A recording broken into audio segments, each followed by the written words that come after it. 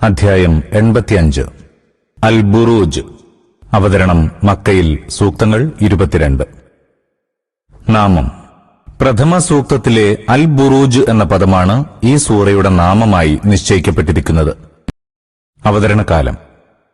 വിശുദ്ധ മക്കയിൽ മുസ്ലിങ്ങൾക്കെതിരെയുള്ള അക്രമമർദ്ദനങ്ങൾ രൂക്ഷമാവുകയും അവിശ്വാസികൾ വിശ്വാസികളെ കഠിനമായി പീഡിപ്പിച്ചുകൊണ്ട് വിശ്വാസത്തിൽ നിന്ന് പിന്തിരിപ്പിക്കാൻ ശ്രമിക്കുകയും ചെയ്തുകൊണ്ടിരിക്കുന്ന കാലത്താണ് ഈ സൂറ അവതരിച്ചത്. ഉള്ളടക്കം: വിശ്വാസികളുടെ നേരെ അനുവർത്തിച്ചുകൊണ്ടിരിക്കുന്ന അക്രമമർദ്ദനങ്ങളുടെ അനന്തരഫലത്തെക്കുറിച്ച് അവിശ്വാസികളെ താക്കീത് ചെയ്യുക, ഈ അക്രമമർദ്ദനങ്ങളെല്ലാം അചഞ്ചലമായി നേരിട്ട് വിശ്വാസത്തിൽ ഉറച്ചു നിൽക്കുകയാണെങ്കിൽ മഹത്തായ പ്രതിഫലം ലഭിക്കുമെന്നും അക്രമികളോട് അള്ളാഹു പ്രതികാരം ചെയ്യുമെന്നും വിശ്വാസികളെ ആശ്വസിപ്പിക്കുക. ഇതാണ് ഈ സൂറയുടെ ഉള്ളടക്കം. ഈ വിഷയകമായി ആദ്യം അസ്ഹാബുൽ ഉഖ്ദൂദിന്റെ കഥ കേൾപ്പിക്കുന്നു. വിശ്വാസികളെ കിടങ്ങുകളിലെറിഞ്ഞ് ചുട്ടുകരിച്ചവരാണ് അസ്ഹാബുൽ ഉഖ്ദൂദ്. ഈ കഥാകഥനത്തിലൂടെ വിശ്വാസികളെയും അവിശ്വാസികളെയും ചില സംഗതികൾ ഓർമ്മപ്പെടുത്തിയിരിക്കുന്നു. ഒന്ന്, അസ്ഹാബുൽ ഉഖ്ദൂദ് ദൈവശാപത്തിനും ശിക്ഷയ്ക്കും അർഹരായിത്തീർന്നതുപോലെ മക്കയിലെ പ്രമാണിമാരും അതിനർഹരായിത്തീരുന്നതാണ്. രണ്ട്, അന്ന് വിശ്വാസികൾ തങ്ങൾ തീക്കുണ്ഠങ്ങളിൽ എറിയപ്പെടുന്നത് തിരഞ്ഞെടുക്കുകയും വിശ്വാസത്തിൽ നിന്ന് പിന്മാറുന്നതിനെ നിരാകരിക്കുകയും ചെയ്തു. ഇന്നും വിശ്വാസികൾ ചെയ്യേണ്ടത് അതുതന്നെയാണ്. എത്ര ക്രൂരവും കഠോരവുമായ മർദ്ദനം സഹിക്കേണ്ടി വന്നാലും സത്യവിശ്വാസത്തിന്റെ മാർഗം കൈവെടിയാതിരിക്കുക. മൂന്ന്, സത്യനിഷേധികൾക്ക് അവരുടെ നിഷേധത്തിന് മാത്രമല്ല, ഈ അക്രമമർദ്ദനങ്ങൾക്കുള്ള ശിക്ഷയും അഗ്നിയിൽ കത്തിക്കരിയുന്ന രൂപത്തിൽ അനുഭവിക്കേണ്ടി വരുമെന്നുള്ളത് ഉറപ്പാകുന്നു. സത്യവിശ്വാസം കൈക്കൊണ്ട് സൽക്കർമ്മങ്ങൾ ആചരിച്ചവർ സ്വർഗസ്ഥരാകുമെന്ന കാര്യവും ഉറപ്പാകുന്നു. അതുതന്നെയാണ് മഹത്തായ വിജയം. അനന്തരം അവിശ്വാസികളെ താക്കീത് ചെയ്യുന്നു. ദൈവത്തിന്റെ പിടുത്തം അതിരൂക്ഷമായിരിക്കും. നിങ്ങൾ സ്വന്തം സംഘബലത്തിൽ ഊറ്റം കൊള്ളുന്നുണ്ടല്ലോ. എന്നാൽ നിങ്ങളെക്കാൾ സംഘബലമുള്ളവരായിരുന്നു ഫിർഔനും സമൂദ് വർഗവും. അവരുടെ പടകൾക്കുണ്ടായ ദുരന്തങ്ങളിൽ നിന്ന് നിങ്ങൾ പാഠം പഠിച്ചുകൊള്ളുക. അള്ളാഹുവിന്റെ ശക്തി നിങ്ങളെ സുഭദ്രമായി വലയം ചെയ്തു നിൽക്കുന്നുണ്ട്. നിങ്ങൾക്കൊരിക്കലും അത് ഭേദിച്ച് പുറത്തു കടക്കാനാവില്ല. നിങ്ങൾ തള്ളിപ്പറയുന്ന ഖുർആനുണ്ടല്ലോ, അതിലെ ഓരോ വചനവും സ്ഥായിയാകുന്നു. അത് സുരക്ഷിത ഫലകത്തിൽ സുസ്ഥിരമാക്കപ്പെട്ടതാകുന്നു. സുരക്ഷിത ഫലകത്തിന്റെ രേഖകളിൽ ആർക്കും ഒരുവിധ മാറ്റവും വരുത്താനാവില്ല. ബിസ്മില്ലാഹിർ റഹ്മാനിർ റഹീം. പരമദയാലുവും കരുണാവാരിധിയുമായ അള്ളാഹുവിന്റെ നാമത്തിൽ. വസ്സമാഇ ദാതിൽ ബുറൂജ്. സുഭദ്രമായ കോട്ടകളുള്ള വാനലോകമാണ് സത്യം. ഇവിടെ റാത്തിൽ ബുറൂജ് അഥവാ കോട്ടകളുള്ള എന്നതിന് ഖുർആൻ വ്യാഖ്യാതാക്കളിൽ ചിലർ പൗരാണിക വാനശാസ്ത്ര പ്രകാരമുള്ള 12 മണ്ഡലങ്ങൾ എന്നാണ് വിവക്ഷ നൽകിയിട്ടുള്ളത്. ഇബ്നു അബ്ബാസ്, മുജാഹിദ്, ഖതാദ, ഹസൻ ബസ്രി, ലഹാക്ക്, സുദ്ദി എന്നിവരുടെ വീക്ഷണത്തിൽ ആകാശത്തിലെ വൻ താരങ്ങളും ഗ്രഹങ്ങളുമാണിതുകൊണ്ട് ഉദ്ദേശ്യം. വൽയൗമിൽ മൗഊദ്. വാഗ്ദത്തം ചെയ്യപ്പെട്ടിട്ടുള്ള ദിനമാണ് സത്യം. വാഗ്ദത്തം ചെയ്യപ്പെട്ട ദിനം എന്നതുകൊണ്ട് ഉദ്ദേശിക്കുന്നത് അന്ത്യനാളാണ്. വശാഹിദിൻ വമശ്ഹൂദ്. കാണുന്നതും കാണപ്പെടുന്നതുമാണ് സത്യം. കാണുകയും കാണപ്പെടുകയും ചെയ്യുന്നത് എന്ന് പറഞ്ഞതിനെക്കുറിച്ച് ഖുർആൻ വ്യാഖ്യാതാക്കൾ പലവിധ അഭിപ്രായങ്ങളാണ് പ്രകടിപ്പിച്ചിട്ടുള്ളത്. നമ്മുടെ വീക്ഷണത്തിൽ കാണുന്നത് എന്നതുകൊണ്ട് ഉദ്ദേശ്യം അന്ത്യനാളിൽ ഹാജരാക്കുന്ന എല്ലാ മനുഷ്യരുമാകുന്നു. കാണപ്പെടുന്നതുകൊണ്ട് ഉദ്ദേശ്യം അന്ത്യനാളിന്റെ ഭീകരതകളുമാണ്. മുജാഹിദും ഇക്രിമയും ലഹാക്കും ഇബ്നു നുജൈഹും മറ്റു ചില മുഫസ്സിറുകളും അംഗീകരിച്ചിട്ടുള്ള വ്യാഖ്യാനം ഇതാണ്. ഖുതില അസ്ഹാബുൽ ഉഖ്ദൂദ്. കിടങ്ങുകാർ ശപിക്കപ്പെട്ടിരിക്കുന്നു. അന്നാരി ദാതിൽ വഖൂദ്. ആ കിടങ്ങ് തീ ആളിക്കത്തുന്ന വിറകുള്ളതായിരുന്നു. ഇദ് ഹും അലൈഹാ ഖുഊദ്. അവർ അതിന്റെ മേൽനോട്ടക്കാരായി ഇരുന്ന സന്ദർഭം. وهم على ما يفعلون بالمؤمنين شهود. സത്യവിശ്വാസികൾക്കെതിരെ തങ്ങൾ ചെയ്തുകൊണ്ടിരിക്കുന്നതിന് അവർ സാക്ഷികളായിരുന്നു. വലിയ കിടങ്ങുകൾ കുഴിച്ച് അതിൽ തീയിട്ട് സത്യവിശ്വാസം കൈക്കൊണ്ടവരെ അതിലേക്ക് വലിച്ചെറിഞ്ഞ് അവർ കത്തിയെരിയുന്നത് കണ്ടു രസിച്ച ആളുകളാണ് കിടങ്ങുകാർ എന്നതുകൊണ്ട് വിവക്ഷിക്കപ്പെട്ടിട്ടുള്ളത്. നശിച്ചു എന്നതുകൊണ്ട് ഉദ്ദേശ്യം അവരുടെ മേൽ ദൈവശാപം പതിച്ചുവെന്നും അവർ ദൈവിക ശിക്ഷയ്ക്ക് അർഹരായി തീർന്നുവെന്നുമാകുന്നു. ഇക്കാര്യത്തിന് 3 സംഗതികളെ സാക്ഷിയാക്കി സത്യം ചെയ്തിരിക്കുന്നു. 1, കോട്ടകളുള്ള ആകാശം. 2, വാഗ്ദാനം ചെയ്യപ്പെട്ട അന്ത്യനാൾ. 3, അന്ത്യനാളിലെ ഭീകരതകളും അത് കാണുന്ന മനുഷ്യരഖിലവും. 1-ാമത്തെ സംഗതി സാക്ഷ്യപ്പെടുത്തുന്നതിതാണ്: പ്രപഞ്ചത്തിലെ മഹാനക്ഷത്രങ്ങളെയും വൻഗ്രഹങ്ങളെയും ഭരിച്ചുകൊണ്ടിരിക്കുന്ന സർവശക്തമായ അസ്തിത്വത്തിന്റെ പിടിയിൽ നിന്ന് ഈ നിസ്സാരനായ മനുഷ്യന് എങ്ങനെയാണ് രക്ഷപ്പെടാനാവുക? 2-ാമത്തെ സംഗതി സാക്ഷ്യപ്പെടുത്തുന്നതിതാണ്: അക്കൂട്ടർ ഭൂമിയിൽ അക്രമം ചെയ്യാൻ ആഗ്രഹിക്കുകയും അത് നടപ്പിലാക്കുകയും ചെയ്തു. പക്ഷേ മനുഷ്യൻ വാഗ്ദത്തം ചെയ്യപ്പെട്ടിട്ടുള്ള ആ നാൾ ഏതായാലും വരുന്നുണ്ട്. അന്ന് ഏതു മർദ്ദിതന്റെയും ആവലാതിക്ക് പരിഹാരമുണ്ടാകും. എല്ലാ അക്രമികളെയും പിടികൂടുകയും ചെയ്യും. 3-ാമത്തെ സംഗതി സാക്ഷ്യപ്പെടുത്തുന്നതിതാണ്: ആ നിസ്സഹായരായ വിശ്വാസികൾ അഗ്നിയിൽ കിടന്ന് വെന്തെരിയുന്നത് മർദ്ദകർ കണ്ടു രസിച്ചതെങ്ങനെയാണോ അതേപ്രകാരം അന്ത്യനാളിൽ അവർ കൈകാര്യം ചെയ്യപ്പെടുന്നത് സകല സൃഷ്ടികളും കണ്ടുനിൽക്കും. കിടങ്ങുകളിൽ തീകൂട്ടി സത്യവിശ്വാസികളെ അതിലിട്ട് ചുട്ടുകരിച്ച പല സംഭവങ്ങളും നിവേദനങ്ങളിൽ പ്രസ്താവിക്കപ്പെട്ടിട്ടുണ്ട്. ലോകത്ത് ഇത്തരം അക്രമങ്ങൾ പലവട്ടം അരങ്ങേറിയിട്ടുണ്ടെന്നാണ് അതിൽ നിന്ന് മനസ്സിലാകുന്നത്. അതിൽ ഒരു സംഭവം റോമക്കാരനായ സുഹൈബ് റളിയല്ലാഹു അൻഹു നബി തിരുമേനിയോട് പറഞ്ഞതാണ്. ഒരു രാജാവിന്റെ അടുക്കൽ ഒരാഭിചാരകനുണ്ടായിരുന്നു. അയാൾ വൃദ്ധനായപ്പോൾ രാജാവിനോട് പറഞ്ഞു, എന്നിൽ നിന്ന് ഈ ആഭിചാരവിദ്യ അഭ്യസിക്കാൻ തിരുമനസ് ഒരു ബാലനെ നിയോഗിക്കണം. രാജാവ് ഒരു ബാലനെ നിയോഗിച്ചു. ഈ ബാലൻ ആഭിചാരകന്റെ അടുത്ത് വന്നു പോയിക്കൊണ്ടിരുന്നപ്പോൾ ഒരു പുരോഹിതനെ കാണാറുണ്ടായിരുന്നു. അദ്ദേഹത്തിന്റെ വാക്കുകൾ അവനെ ആകർഷിച്ചു. അവൻ വിശ്വാസിയായി. അങ്ങനെ ആ പുരോഹിതന്റെ ശിക്ഷണത്തിലൂടെ അവൻ ഒരു സിദ്ധനായി തീർന്നു. അവൻ അന്ധന്മാർക്ക് കാഴ്ച കൊടുക്കാനും കുഷ്ഠരോഗികളെ സുഖപ്പെടുത്താനും തുടങ്ങി. ഈ ബാലൻ സത്യവിശ്വാസിയായതറിഞ്ഞ രാജാവ് ആദ്യം പുരോഹിതനെ വധിച്ചു. അനന്തരം ബാലനെ കൊല്ലാൻ തുനിഞ്ഞു. പക്ഷേ വാളുകളോ കുന്തങ്ങളോ ഒന്നും അവൻ ഏശിയില്ല. ഒടുവിൽ കുട്ടി പറഞ്ഞു, അങ്ങേക്ക് എന്നെ കൊല്ലുക തന്നെ വേണമെങ്കിൽ അതിന് ഒരു വഴിയേ ഉള്ളൂ. ജനക്കൂട്ടത്തിന് മുന്നിൽ വെച്ച് ഈ ബാലന്റെ നാഥന്റെ നാമത്തിൽ എന്ന് ഉരുവിട്ടുകൊണ്ട് എന്റെ നേരെ അമ്പെയ്യുക. രാജാവ് അങ്ങനെ തന്നെ പ്രവർത്തിച്ചു. ബാലൻ മരിക്കുകയും ചെയ്തു. ഇത് കണ്ട ജനങ്ങൾ വിളിച്ചു പറഞ്ഞു, ഞങ്ങൾ ഈ ബാലന്റെ നാഥനിൽ വിശ്വസിച്ചിരിക്കുന്നു. അപ്പോൾ രാജാവിന്റെ സഹചാരികൾ ഉണർത്തി, അങ്ങ് രക്ഷപ്പെടാൻ ആഗ്രഹിച്ചത് എന്തിൽ നിന്നാണോ അതുതന്നെയാണല്ലോ ഇപ്പോൾ സംഭവിച്ചത്.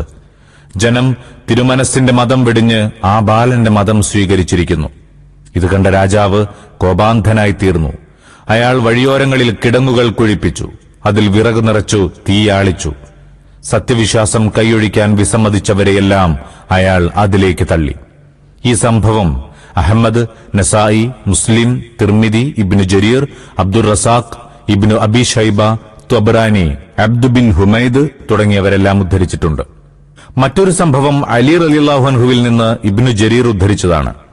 അദ്ദേഹം പറയുന്നു, പേർഷ്യയിലെ ഒരു രാജാവ് മദ്യലഹരിയിൽ സ്വന്തം സഹോദരിയുമായി ലൈംഗിക ബന്ധത്തിലേർപ്പെട്ടു. അവരുടെ അവിഹിത ബന്ധം തുടർന്നും നിലനിന്നു. സംഗതി പുറത്തായപ്പോൾ രാജാവ് പ്രഖ്യാപിച്ചു, സഹോദരിയെ വിവാഹം ചെയ്യുന്നത് ദൈവം അനുവദനീയമാക്കിയിരിക്കുന്നു. ആളുകൾ അത് അംഗീകരിച്ചില്ല. രാജാവ് പലതരം മർദ്ദന നടപടികളിലൂടെ ജനങ്ങളെ അത് അംഗീകരിപ്പിക്കാൻ നിർബന്ധിച്ചുകൊണ്ടിരുന്നു. ഒടുവിൽ രാജാവ് ഒരു തീക്കിടങ്ങ് നിർമ്മിച്ച് തന്റെ പുതിയ നിയമം അംഗീകരിക്കാൻ കൂട്ടാക്കാത്തവരെയെല്ലാം അതിലിട്ട് ചുട്ടുകളഞ്ഞു. അന്നു മുതലാണ് രക്തബന്ധുക്കളെ വിവാഹം ചെയ്യുന്ന സമ്പ്രദായം മജൂസികളിൽ നടപ്പായതെന്നും അലി റളിയല്ലാഹു അൻഹു പ്രസ്താവിക്കുകയുണ്ടായി. ഏറ്റവും പ്രസിദ്ധമായ സംഭവം നജ്റാനിൽ നടന്നതാണ്. ഇബ്നു ഹിഷാം, ത്വബരി, ഇബ്നു ഖൽദൂൻ, മുഅ്ജമുൽ ബുൽദാനിന്റെ കർത്താവ് തുടങ്ങിയ ഇസ്ലാമിക ചരിത്രകാരന്മാർ ഈ സംഭവം വിവരിച്ചിട്ടുണ്ട്. അതിന്റെ ചുരുക്കമിതാണ്: യമനിലെ ഹിംയർ രാജാവായിരുന്ന തുബാൻ അസ്അം അബൂ കരീബ് ഒരിക്കൽ യസ്രിബ് സന്ദർശിച്ചു.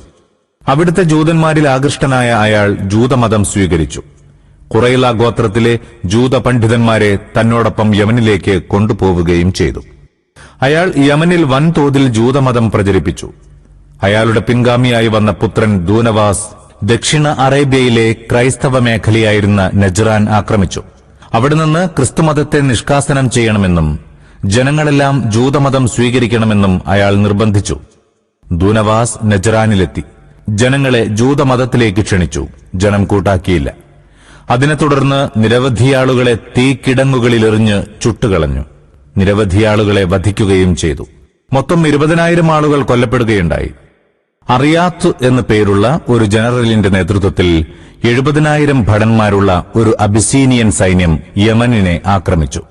ദൂനവാസ് നശിപ്പിക്കപ്പെട്ടു. ജൂതഭരണം അവസാനിച്ചു.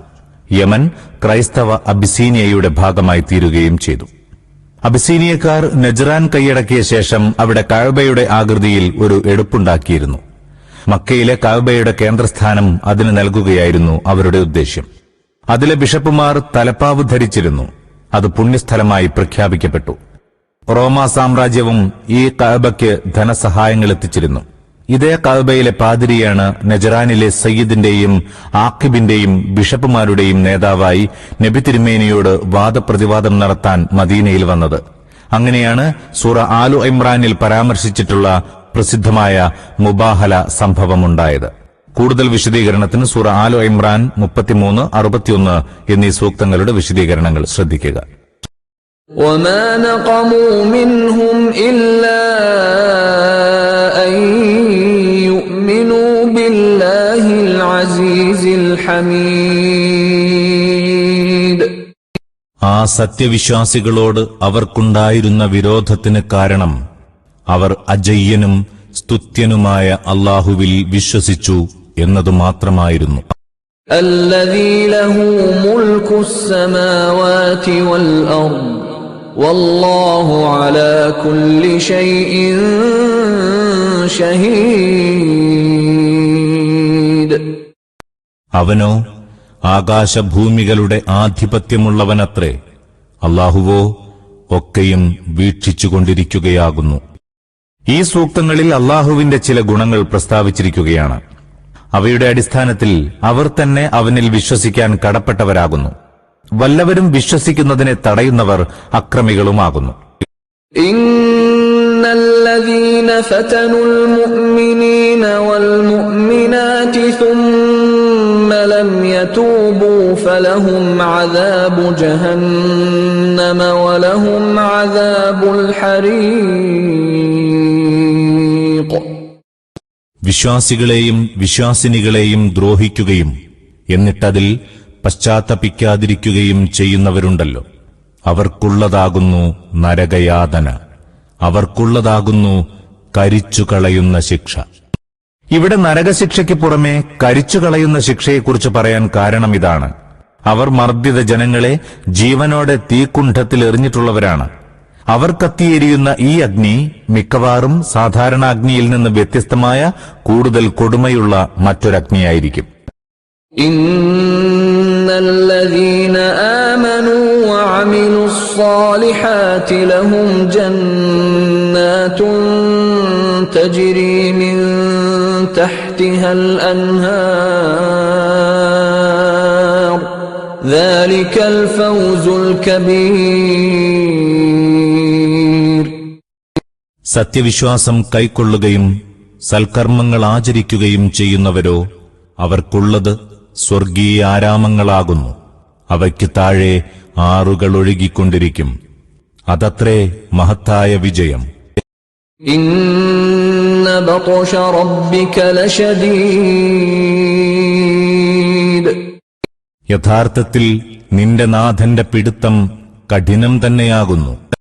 ഇന്നഹു ഹുവ യുബ്ദിഉ വയുഈദ്. അവനാണ് ആദിയിൽ സൃഷ്ടിക്കുന്നത്, അവൻ തന്നെ രണ്ടാമതും സൃഷ്ടിക്കുന്നു. വഹുവൽ ഗഫൂറുൽ വദൂദ്. അവൻ പൊറുക്കുന്നവനാകുന്നു, സ്നേഹമുള്ളവനാകുന്നു. ദുൽ അർശിൽ മജീദ്. സിംഹാസനത്തിനുടയവനാകുന്നു, മഹനീയനും ഉന്നതനുമാകുന്നു. فعال لما يريد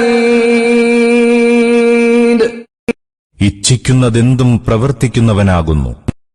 പൊറുക്കുന്നവനാണെന്ന് പ്രസ്താവിച്ചുകൊണ്ട് വല്ലവരും കുറ്റങ്ങൾ വർജിച്ച് പശ്ചാത്തപിക്കുകയാണെങ്കിൽ അവന് അവന്റെ വിശാലമായ കാരുണ്യത്തിൽ ഇടം കിട്ടും എന്ന പ്രതീക്ഷ നൽകിയിരിക്കുകയാണ്. സ്നേഹമുള്ളവൻ എന്ന് പ്രസ്താവിച്ചുകൊണ്ട് വ്യക്തമാക്കി തരുന്നതിതാണ്. അവന് തന്റെ സൃഷ്ടികളോട് ശത്രുതയേതുമില്ല. അവൻ അവരെ ശിക്ഷയിൽ പെടുത്തുമെങ്കിലും താൻ സൃഷ്ടിച്ച സൃഷ്ടികളോട് അവന് വളരെ സ്നേഹമുണ്ട്. അവർ ധിക്കാരത്തിൽ നിന്ന് വിരമിക്കാൻ കൂട്ടാക്കാതിരിക്കുമ്പോൾ മാത്രമാണ് അവരെ ശിക്ഷിക്കുന്നത്. സിംഹാസനത്തിനുടമ എന്ന് പ്രസ്താവിച്ചുകൊണ്ട് മനസ്സിലാക്കി തരുന്നത് ഇതാണ്: പ്രപഞ്ച സാമ്രാജ്യത്തിന്റെ അധിപൻ അവൻ മാത്രമാകുന്നു. അവനെ ധിക്കരിക്കുന്നവർക്ക് അവന്റെ പിടുത്തത്തിൽ നിന്ന് രക്ഷപ്പെടാൻ കഴിയില്ല. ഉന്നതനും മഹനീയനും എന്ന് പ്രസ്താവിച്ചുകൊണ്ട് അത്തരം ഒരു അസ്തിത്വത്തിനെതിരെ ദൃഷ്ടനാകുന്ന മനുഷ്യന്റെ അധമത്വത്തെക്കുറിച്ച് ഉണർത്തിയിരിക്കുകയാണ്. അതായത്, അള്ളാഹു ഒരു കാര്യമുദ്ദേശിച്ചാൽ അത് തടയാനോ വിലക്കാനോ കഴിയുന്ന ഒരു ശക്തിയും ഈ പ്രപഞ്ചത്തിൽ എവിടെയുമില്ല. هل أتاك حديث الجنود സൈന്യങ്ങളുടെ കഥ നിനക്ക് ലഭിച്ചിട്ടുണ്ടോ? فرعون وثمود ഫിർഔന്റെയും സമൂദിന്റെയും സൈന്യങ്ങളുടെ സ്വന്തം ഭൗതിക ശക്തികളിലും ആളുകളുടെ എണ്ണത്തിലും ഉന്മത്തരായി ദൈവത്തിന്റെ ഭൂമിയിൽ അവനെ ധിക്കരിച്ചു നടക്കുന്നവരിലേക്കാണ് വചനത്തിന്റെ സൂചന. അവരോട് പറയുകയാണ്, ഇതിനു മുമ്പ് ഭൗതിക ശക്തിയിലും ആൾബലത്തിലും അഹങ്കരിച്ച് ഇതേ ധിക്കാരങ്ങൾ അനുവർത്തിച്ച ജനതകൾ അനുഭവിക്കേണ്ടി വന്ന പരിണതി എന്താണെന്ന് നിങ്ങൾക്കും അറിയാമല്ലോ. بل الذين كفروا في تكذيب പക്ഷേ അവിശ്വസിച്ചവർ നിഷേധത്തിൽ തന്നെ തുടരുകയാകുന്നു. والله من ورائهم محيط അല്ലാഹുവോ അവരെ വലയം ചെയ്തിരിക്കുന്നു. بل هو قرآن مجيد എന്നാൽ ഇവർ തള്ളിപ്പറയുന്നതുകൊണ്ട് ഈ ഖുർആന് ഒരു കുഴപ്പവും വരാൻ പോകുന്നില്ല. ഈ ഖുർആൻ ഔന്നത്യമുള്ളതാകുന്നു. في لوح محفوظ സുരക്ഷിതമായ ഫലകത്തിൽ രേഖപ്പെട്ടത്. ഈ ഖുർആൻ ലിഖിതം ഒരിക്കലും മായാത്തതും സുസ്ഥിരവുമാകുന്നു. അള്ളാഹുവിന്റെ സുരക്ഷിത ഫലകത്തിൽ സ്ഥാപിതമാണത്. അതിനകത്ത് ഒരു മാറ്റവും സാധ്യമല്ല. അതിലെഴുതിയതെന്തും തികച്ചും സംഭവിക്കാനുള്ളത് തന്നെയാണ്. അത് തെറ്റിക്കാൻ ലോകം മുഴുവൻ ചേർന്ന് ശ്രമിച്ചാലും സാധിക്കുകയില്ല.